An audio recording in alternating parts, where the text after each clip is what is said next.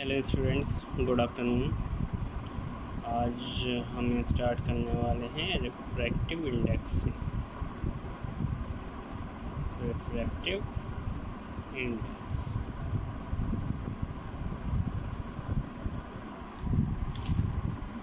ठीक।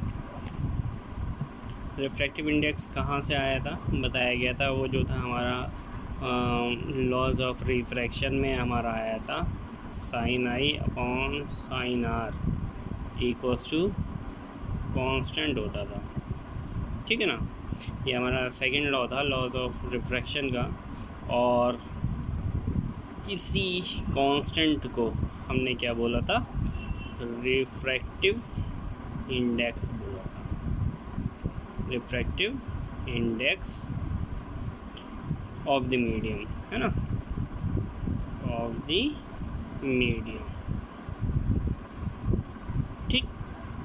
अब refractive index है क्या चीज़?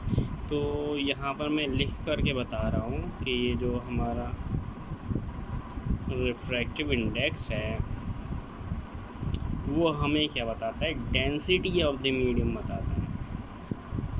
डेंसिटी ऑफ द मीडियम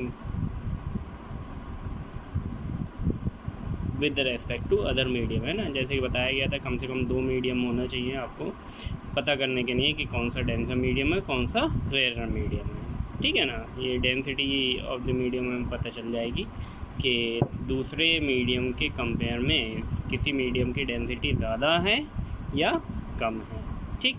अब रिफ्रैक्टिव इंडेक्स को हम डिनोट करते हैं म्यू से। ये यू है, यू का एक डंडा खींच दिया, इसे हम बोलते हैं म्यू, ठीक। म्यू से रिप्रेजेंट करते हैं। तो यहाँ पर अगर हम फॉर्मूला देखें तो ये हो जाएगा हमारा sine i upon sine r equals to mu, ठीक। अब इसके बाद म्यू किसका रिफ्रैक्टिव इंडेक्स, किसके रेस्पेक्ट में, हम यहाँ पर एक एग्जांपल बता देते हैं। जैसे कि कोई एक ग्लास स्लैब है, यहाँ पे लाइट एंटर होगी, है ना, टुवर्ड्स नॉर्मल बेंड हो जाएगी, ठीक। तो ये हमारा एयर मीडियम ले लेते हैं हम, और ये हम ले लेते हैं ग्लास, है ना, ठीक। तो म्यू हमें किसका लिखना है? म्यू लिखना है हमें, अगर इधर से इधर रे जा रही है तो जो रिफ्रैक्टेड रे जिस मीडियम में होगी उस मीडियम का म्यू लिखेंगे, म्यू जी। किसके रेस्पेक्ट में लिखेंगे? पहले मीडियम के रेस्पेक्ट में लिखेंगे ए, ठीक। तो इसका मतलब ये हो गया refractive index of glass with respect to air, ठीक। ये हमारा आ गया रिफ्रैक्टिव इंडेक्स पूरा निकल के। कैसे लिखते हैं ये भी बता दिया। रिफ्रैक्टेड रे जिस मीडियम में पाई जा रही है वो मीडियम हमें मेन लेना है, और बाकी जो पहला वाला मीडियम जो है वो इधर लेना है, ठीक। ठीक है। अब इसके बाद रिफ्रैक्टिव इंडेक्स भी एक जो है वो कंपैरेटिव क्वांटिटी है। रिफ्रैक्टिव इंडेक्स 3 मीडियम के मैंने बताए भी थे कितने कितने होते हैं। ये भी हमारी क्या है? कंपैरेटिव क्वांटिटी है। कंपैरेटिव क्वांटिटी, ठीक। कंपैरेटिव क्वांटिटी है तो एक को हमें जो है वो किसी मीडियम को लेना पड़ेगा दूसरे मीडियम का निकालने के लिए, ठीक। तो जितने भी रिफ्रैक्टिव इंडेक्स हैं वो सारे जो है एयर के रेस्पेक्ट में निकाले जाते हैं। क्यों? क्योंकि एयर का जो रिफ्रैक्टिव इंडेक्स होता है वो 1 के आसपास होता है, इतना होता है लगभग।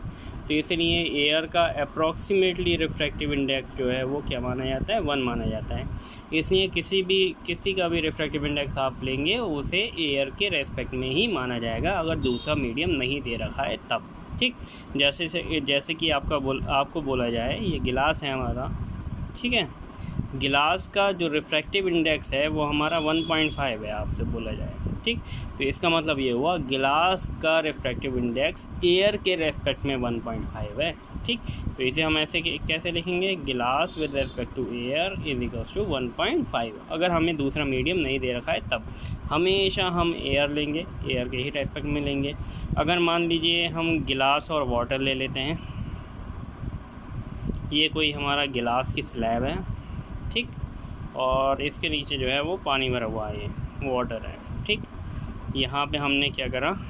बल्ब लगा दिया एक, जो कि ग्लो कर रहा था बल्ब। तो जाहिर सी बात है इससे रेज़ निकली होंगी, तो रेज़ जो है वो एक रे यहाँ पे पड़ी फिर उसके बाद जो है वो मीडियम चेंज हो गया, ठीक, ये इधर चली गई, ठीक है ना। ठीक, अब अगर हम यहाँ पे रिफ्रैक्टिव इंडेक्स की बात कर रहे हैं तो यहाँ पे रिफ्रैक्टिव इंडेक्स हम लेंगे वाटर का विद रेस्पेक्ट टू गिलास, ठीक। और वाटर का विद रेस्पेक्ट टू गिलास फाइंड कैसे करेंगे, क्योंकि हमें तो गिलास का भी पता है और वाटर का भी पता है, अलग अलग पता है। तो वाटर का विद रेस्पेक्ट टू गिलास हम ऐसे लिखेंगे, म्यू ऑफ, ये बाद वाला जो है वो ऊपर लिखेंगे, वाटर अपॉन म्यू ऑफ गिलास, ठीक। अब वाटर का किसके रेस्पेक्ट में लेंगे, एयर के मीडियम में, एयर के रेस्पेक्ट में, ये भी एयर के रेस्पेक्ट में, ठीक है ना। तो इस तरीके से हम जो है दो मीडियम का रिफ्रैक्टिव इंडेक्स एक दूसरे के कंपेयर में निकाल सकते हैं, ठीक। ये हो गई रिफ्रैक्टिव इंडेक्स की बात। रिफ्रैक्टिव इंडेक्स की बात हो गई। इसके बाद रिफ्रैक्टिव इंडेक्स का एक और फॉर्मूला होता है, mu equals to c upon v भी होता है। सी हमारा स्पीड ऑफ लाइट है, ये हमारा स्पीड ऑफ लाइट मीडियम में है, किसी मीडियम में, ठीक है ना।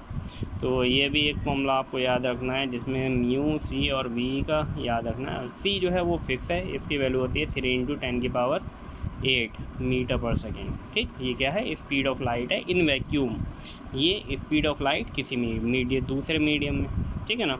एनसीईआरटी में एक एग्जांपल दे रखा है, वो mu equals to c upon v पे बेस है, वो आप देख लीजिएगा। वो इस फॉर्मूले को जो है आप वहाँ से क्लियर कर सकते हैं। इसके बाद बात करते हैं स्फेरिकल लेंसेज की। मिरर हम लोग पढ़ चुके हैं, लेंस के बारे में पढ़ेंगे।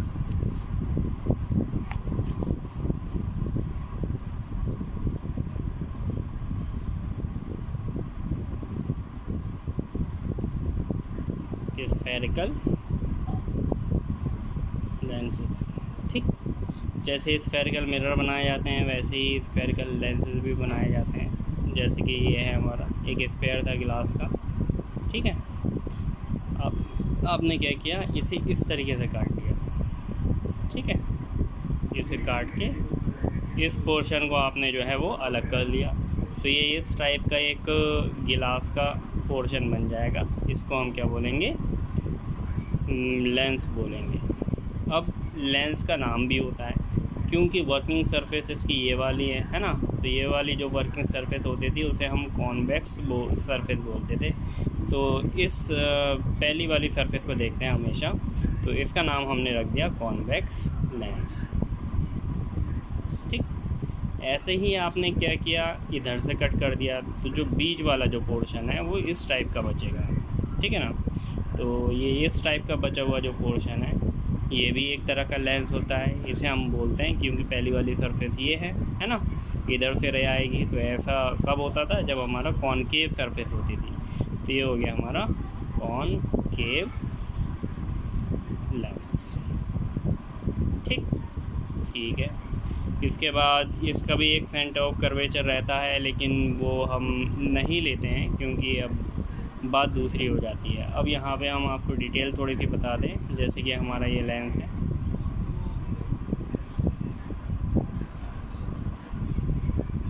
ये है। हर लेंस में दो सरफेसेस होती हैं, एक ये वाली और एक ये वाली। तो पहली सरफेस देखते हैं, पहली सरफेस का सर्किल किधर पूरा हो रहा है, इधर पूरा हो रहा है, ठीक है ना। तो पहली सरफेस का जो फोकस होगा वो इधर होगा, इसे हम ले लेते हैं F1, ठीक। दूसरी सरफेस का जो फोकस है वो हमारा इधर रहा होगा, लेकिन डिस्टेंस दोनों की इक्वल होगी, इसे हम ले लेते हैं F2, ठीक।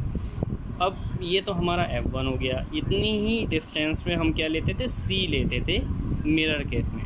अब यहाँ पे सेंटर ऑफ कर्वेचर नहीं लेंगे, यहाँ पर हम बोलेंगे 2F बोलेंगे, बस इतना फ़र्क हो गया है, बाकी सब वैसे के वैसे ही रहेगा। ये हो गया हमारा 2F, ठीक है।